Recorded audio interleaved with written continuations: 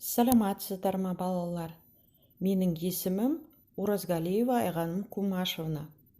Батыс Қазақстан облысы Бөрлі ауданы номер 6 Ақсай қаласындағы номер 6 мектеп лицейінің бастауыш сынып мұғалімімін.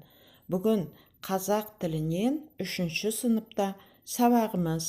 Сабақтың тақырыбы сын есім. Оқу мақсаты сөйлемнен сөз таптарын табу. Зат есім, сын есім, сан есім, етістік. Балалар, бүгін сөз таптарын қайталап жіберейік.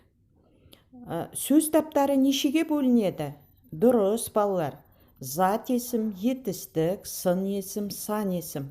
Енді сұрақтарын кім айтар екен? Зат есім қандай сұраққа жауап береді?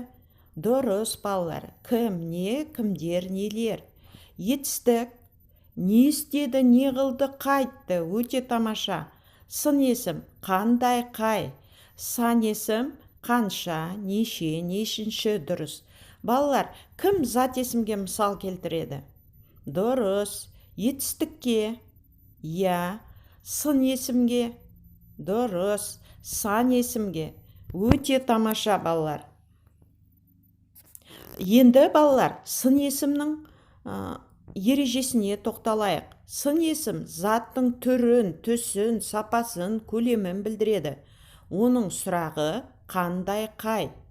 Сын есім дара және күрделі болып бөлінеді. Дара сын есім бір сөзден жасалынады. Көк, сақ, ащы. Күрделі сын есім бірнеше сөзден жасалады және бір сұраққа жауап береді. Қызыл ала, мысалы. Қып-қызыл, көк көңбек. Сын есім, негізгі сын есім түбір күйде болады. Лас, ескі, әдемі. Туынды сын есім түбір сөзге жұрнақ жарғану арқылы жасалады. Мысалы, көкшіл, көңілді.